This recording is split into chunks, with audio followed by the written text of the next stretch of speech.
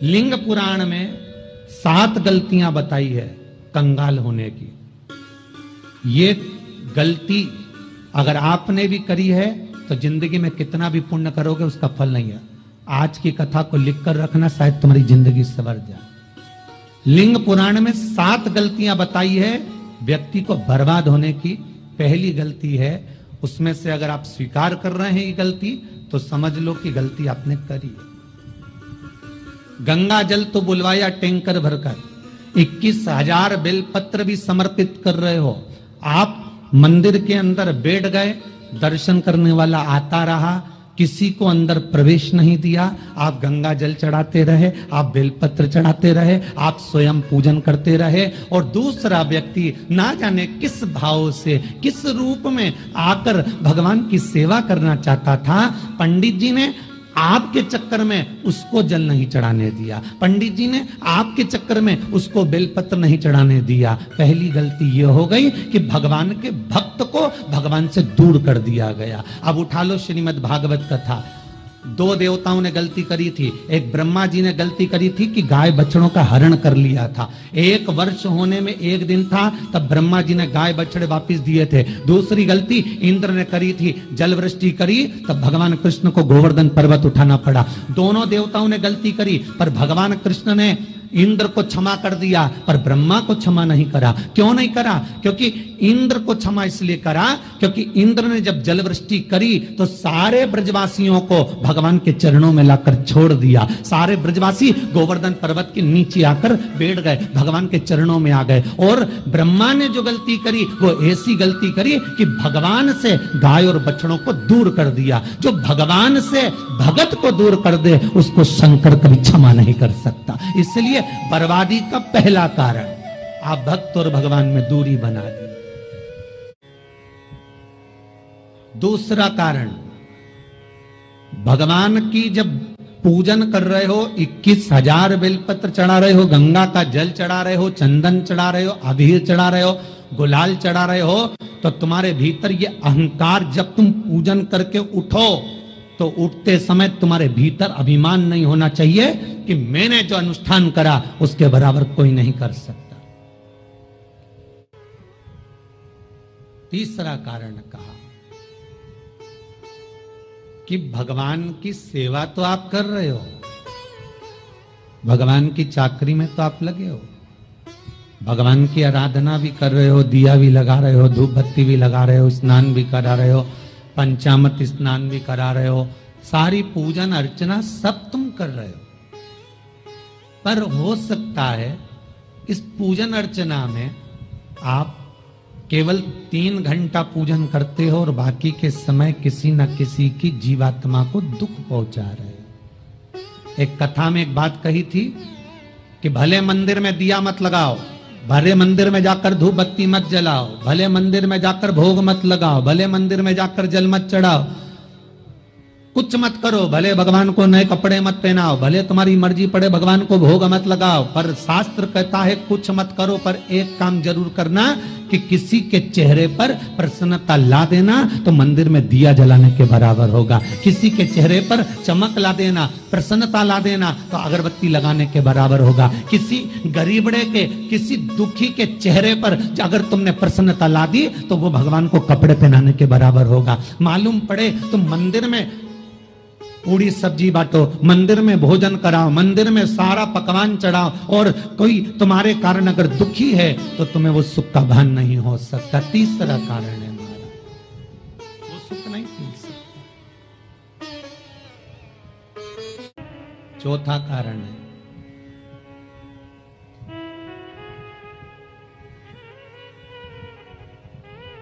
महाराज, जिस मंत्र को पढ़ा जा रहा है, जिस मंत्र का स्मरण किया जा रहा है,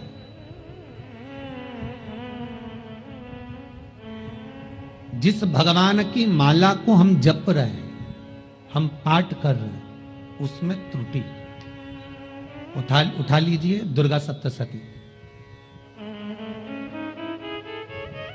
दुर्गा सप्तशती का हिंदी अनुवाद में एक थोड़ा सा दृष्टांत दिया है, आपको मालूम होगा।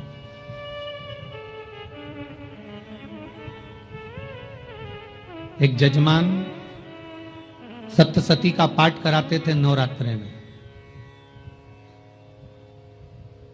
नवरात्रे पूरे होते थे और उनकी पत्नी मर जाती थी। सप्तशती के अंदर लिखा है, बहुत ध्यान से सुनिएगा। दुर्गा सप्तशती का पाठ कराते थे और पत्नी नवरात्रे के बाद 4 महीना 3 महीने के बाद मर जाती थी। बहुत दुखी था सेठ। एक शादी करी, दूसरी करी, तीसरी करी, चौथी करी, चौथी पत्नी भी मर गई। बहुत दुख हुआ।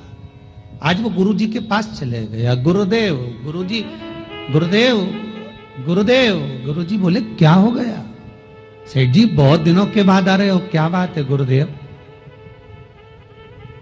मेरे को एक बात समझ में नहीं आती कि मैं नवरात्रे में सप्तशती का पाठ कराता हूं, देवी जी का यज्ञ करवाता हूं, माता रानी को चूनर पहनाता हूं, उनको सुंदर बिछुड़ी, पायल, चुनरी सब पहनाता हूं, कन्याओं का भोजन करवाता हूं, भंडारा करवाता हूं, जवारे बोता हूं, अखंड ज्योत लगाता हूं, पर नवरात्रि जैसे ही पूरी होती है उसके 2 महीने 3 महीने बाद मेरी पत्नी क्यों मर जाती है?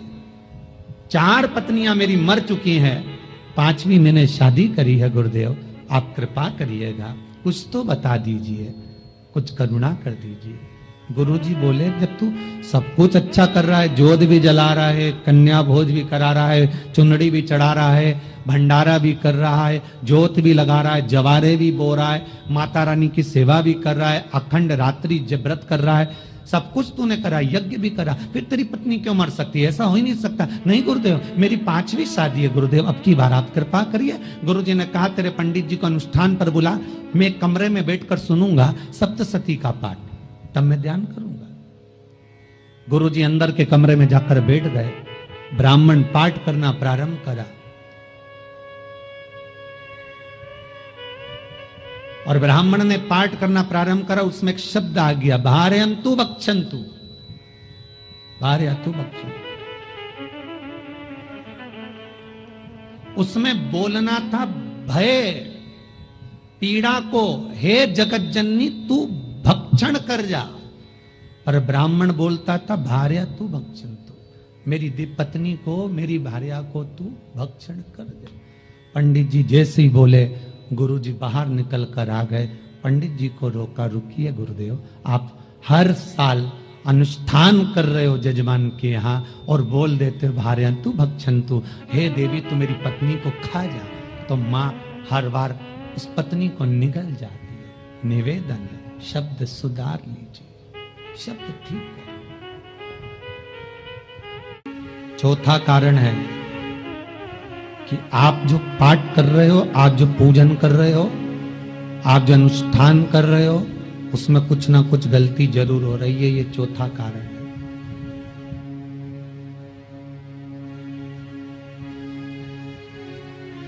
एक बार पूरे घर के लोगों को बिठाओ, अपने घर के लोगों को, मम्मी से पूछना, मम्मी तुम कौन कौन सा पाठ करती हो? एक बार मम्मी से पूछना। फिर एक बार पापा से पूछना, पापा आप कौन कौन सा पाठ करते हैं सुबह? फिर बहू से पूछना, भाभी आप कौन कौन सा पाठ करती हो? फिर छोटी दुल्हन से पूछना, छोटी दुल्हन तुम कौन कौन सा पाठ करती हो? भैया आप कौन कौन सा पाठ करते हो? आप कौन कौन सा पाठ करते हो? पूछना। जब घर के अंदर बड़ी बहू अलग तरह का पाठ कर रही है, छोटी बहू अलग तरह का पाठ कर रही है, मंजली बहू अलग तरह का पाठ कर रही है, माँ अलग तरह का पाठ कर रही है, पति अलग तरह का पाठ कर रहा है, तो उसका जो प्रभाव है, कौन सी चीज कहां टकरा रही है, जिसके कारण घर में रोग इतना है कि कोई सही होने वाला ही नहीं है।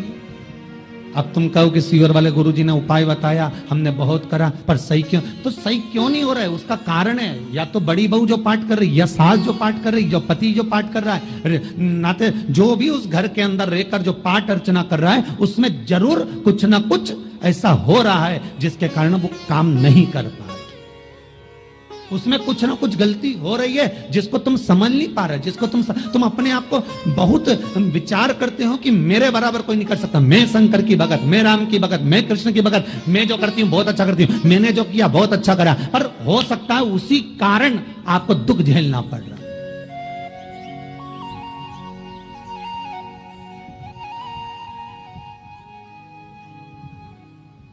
उसी के कारण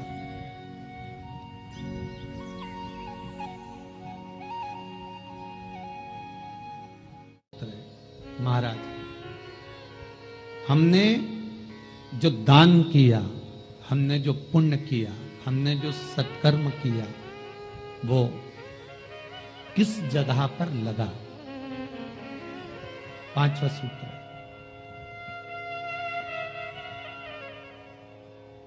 जो आप दान कर रहे हो, जो आप पुण्य कर रहे हो, सत्कर्म कर रहे हो, वो किस जगह पर लगा? ये पांचवा सूत्र। फिर निवेदन करेंगे, गाय, बेटी और लक्ष्मी 50 बार विचार करना, तब किसी को देना। बेटी किसी ऐसे को मत ब्याह देना जो जुआ खेलता हो, मदिरापान करता हो, मांसाहार करता हो, वेश्यावृत्ति करता हो। वो बेटी का सम्मान नहीं करेगा, बेटी रोएगी तो कन्यादान करने वाले को रोना पड़ेगा। दूसरे नंबर पर गौ माता, गाय ऐसे ब्राह्मण को दान मत देना कि ब्राह्मण के घर में खुद रहने की जगह नहीं और गाय को ले जाकर तुमने दे दिया और उस ब्राह्मण ने जब तक दूध दिया बांध कर रखा, एक तगाड़ी बाल्टी साड़ी के चक्कर में ले लिया, सोने के सींग के चक्कर में ले लिया और बाद में वही गाय कसाई के हाथ में बिक गई और कसाई ने काटा तो बद्दुआ तुमको लगी।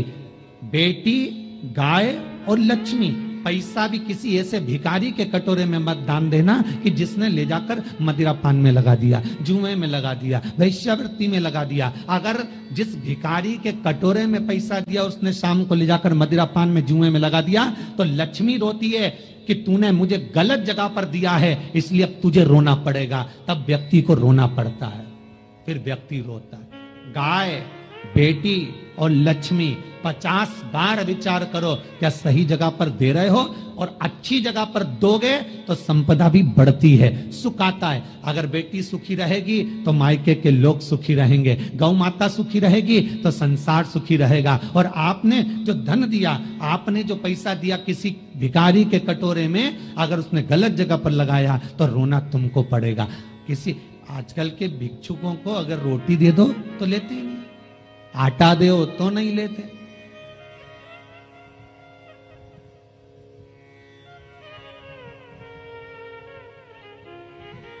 पहले के समय में जो भिक्षुक आते थे ना, तो रोटी बनी हुई मांगते थे।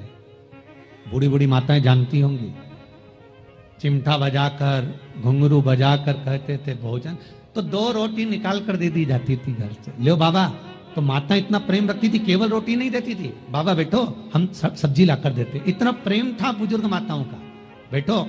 और आज के जमाने में अगर रोटी दे दो तो फेंक दे नली में ले जाके, पैसा चाहिए। क्यों? शाम को पीने के लिए चाहिए ना, मदिरा पान के लिए, मांसाहार के लिए, जुए के लिए, वेश्यावृत्ति के लिए धन चाहिए।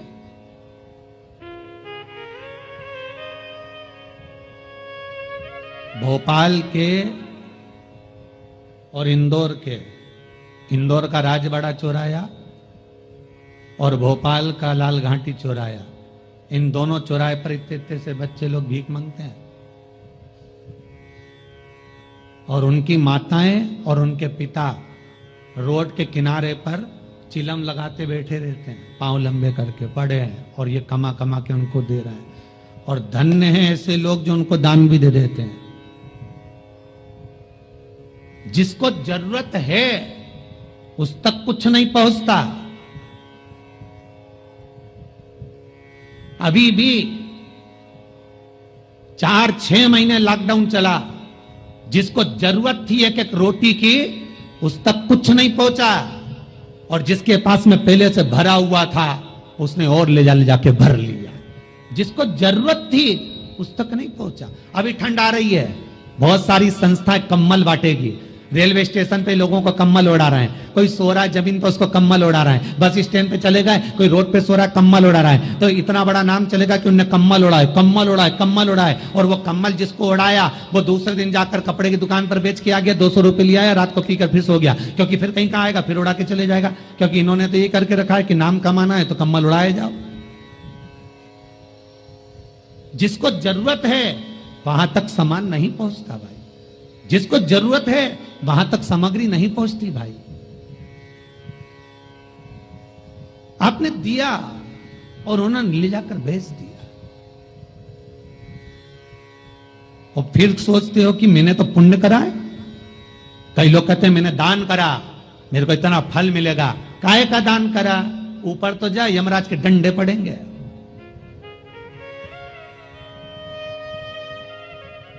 रेल में, ट्रेन में आप बैठ जाओ, रिजर्वेशन कोच में छोटे छोटे लड़के आते हैं, अपना कपड़ा उतारते हैं। सही बोलना रे भाई, जितने लोग टीवी पर कथा सुन रहे हो, छोटे छोटे बच्चे अपना कपड़ा उतारेंगे और पोछा लगाएंगे रेल की बोगी में। जब गवर्नमेंट ने स्वीपर रख रखे हैं तो तुम्हें अंदर आने का किसने कहा? कौन ने कहा कि तुम अपना कपड़ा उतार के पोछा लगाओ? और वो अपने शरीर का कपड़ा उतार कर पोछा लगाता है, आपके आगे हाथ फैलाता है, आप एक एक 2-2 रुपए दे देते हो।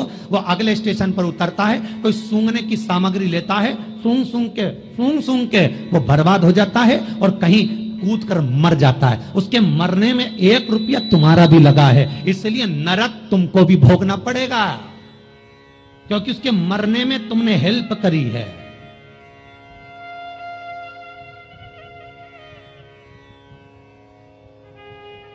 तुमने तो रुपया दिया था भोजन करने के लिए, उसने कोई सूंघने की सामग्री ले ली और सूंघ सूंघ के नशे में मर गया। उसके मरने में 2 रुपए तुम्हारे हैं, 1 रुपए तुम्हारा है, तो भोगना तो तुमको भी पड़ेगा ना।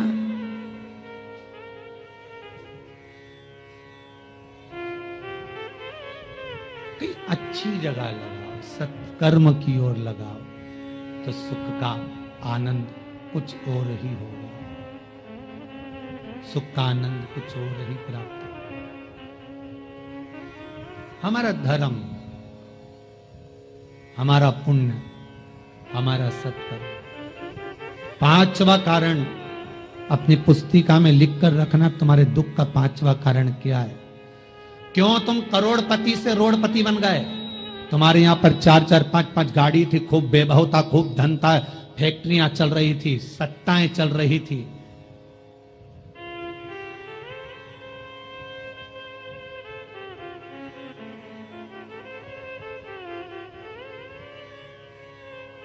खूब सत्ताएं थी, खूब वैभव था, खूब धन था,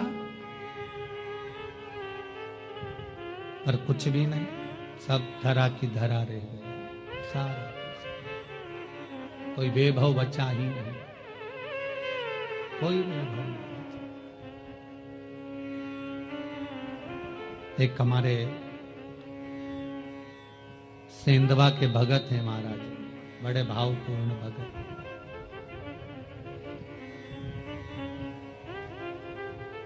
वो कहे गुरुजी हम बड़े दुखी हैं, बड़े कष्ट में। हमने कहा कष्ट का कारण कुछ ना कुछ जरूर होगा, दुख का कारण जरूर कुछ ना कुछ होता है। कहने लगे गुरुजी हमारी तो जीनिंग चलती थी, खूब फैक्ट्रियां चलती थी, इतना जीनिंग फैक्ट्रियां थी, इतना चलता था।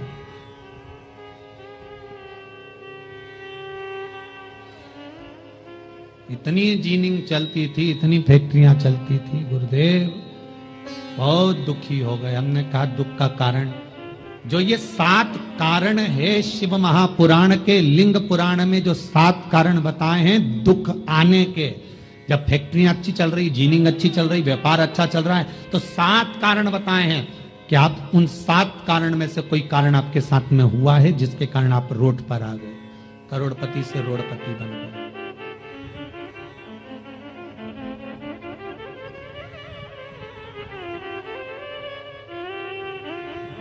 कभी कभी नगर में, गांव में सभी का व्यापार एक साथ समाप्त हो जाता है। कभी कभी गांव में, नगर में सबका व्यापार एक साथ समाप्त हो जाता है, सबका व्यापार एक साथ ही खल्लास हो जाता है, समाप्त, सभी कर्जे में हो जाते हैं। तो समझ लेना कि उस गांव के खेड़े का देव महादेव, उस गांव का खेड़ापति भगवान शंकर, उस गांव का शिव जरूर रुष्ट हुआ है, जरूर रुष्ट हुआ। उसको मनाने का प्रयास करो, जिससे अपनी नगर, अपना गांव फिर उन्नति की सीढ़ी पर चढ़ जाए।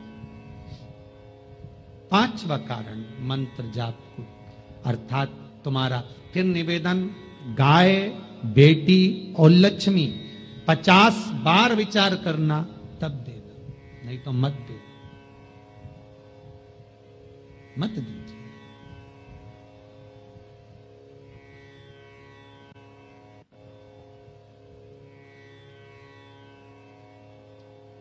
और महाराज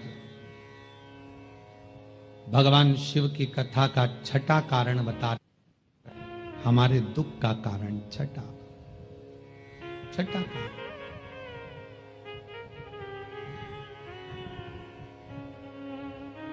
आदर सम्मान में कमी। घर के जो बड़े हैं, घर के जो बुजुर्ग हैं, घर के जो आदरणीय हैं, उनका सम्मान नहीं कर पाए। सुंदर कहा, जिस घर में माँ बाप की इज्जत नहीं होती, उस घर में देखना कभी बरकत नहीं होती।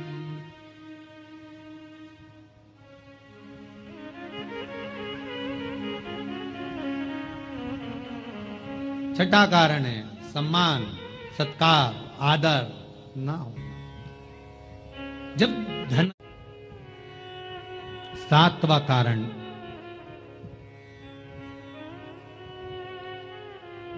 ये अंतिम कारण है।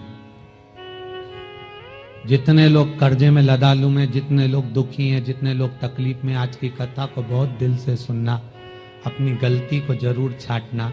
मुझे विश्वास है मेरा भोलेनाथ, आप अगर गलती को स्वीकार कर लोगे तो शंकर वापिस आपको करोड़पति बना देगा, लखपति बना देगा। शंकर आपके भंडार फिर भर देगा। 7 कारण में से अपनी गलती को जरूर छांटना साहब कि आपने गलती कौन सी करी, और अपनी गलती को छांट ले, यही सबसे बड़ी बात है ना। लोग सुनने के बाद भी नहीं छाटेंगे, नहीं मैंने तो कुछ करा ही नहीं, मैं तो कुछ कर ही नहीं, बस मैं ही तो है, हरी जगदम्बा वो मैं ही फंसा है बीच में।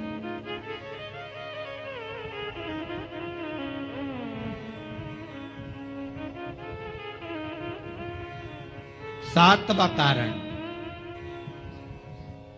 महाराज, किसी का बेकार धन हमारे घर में आ जाना। एक कथा बहुत सुंदर है। एक गांव में एक व्यक्ति रहता था, खूब अच्छी कमाई करता था। पत्नी ने कहा, तुम्हारे पास कमाई अच्छी हो रही है तो ये पैसा तो कोई चुरा के ले गया तो पति बोला क्या करना चाहिए, तो एक काम करता हूं, बाजार से कोड़ियां खरीद लेता हूं। कोड़ियां जानते हो, वो ऐसे बच्चे लोग खेलते हैं, कोड़ी खरीद लाता हूं। अब गांव का व्यक्ति रोज कोड़ियां खरीद के लाए, उनके यहाँ बोरे पे बोरे भरा गए, बारदान पर बारदान भरा गए, पूरा कमरा कोड़ियों से भरा गया। एक दिन राजा बीमार पड़ गया। राजा बीमार पड़ा तो राजा को वेदों ने, डॉक्टरों ने कह दिया इसका एक ही इलाज है, कोड़ियां लाई जाए, कोड़ियों को जलाकर राख बनाई जाए, वो राख राजा के शरीर पर मली जाए। राजा के शरीर पर जब राख को मलेंगे तो राजा ठीक हो जाएगा। राजा ने अपने दूतों से कहा, जाओ नगर में कोड़ियां देखो। राजभवन में देखा तो कोड़ी नहीं थी, बाजार में देखा तो कोड़ी नहीं थी, सारा मार्केट घूम लिया, चारों तरफ के राज्य देख लिया, कोड़ी नहीं मिली। राजा ने दूतों से पूछा बात क्या है। दूतों ने बाजार वालों से पूछा, भैया कोड़ियां क्यों नहीं है। तो बाजार के व्यापारी बोले, महाराज सवेरे सवेरे एक गांव का व्यक्ति आता है, सारी कोड़ियां खरीद कर ले जाता। सारी कोड़ियां? हाँ। उसका पता दो। दुकान वालों ने पता दिया, वो वहां पहुंच गया, उसको डराया। राजा के दूतों ने, तेरे पास कोड़ियां हैं? हाँ, पर मैंने अपने पैसे से खरीदी है, फ्री की नहीं है, खूब खर्चा कर कर मैंने कोड़ियां जोड़ी हैं। राजा बीमार पड़ा है, कोड़ियां ला के दे। उसने मना करा, दूतों ने डराया, ठीक है लो। उन्होंने बारदान खोल लिया, झोला खोल लिया, बैग खोल लिया। राजा के दूतों ने बैग खोला,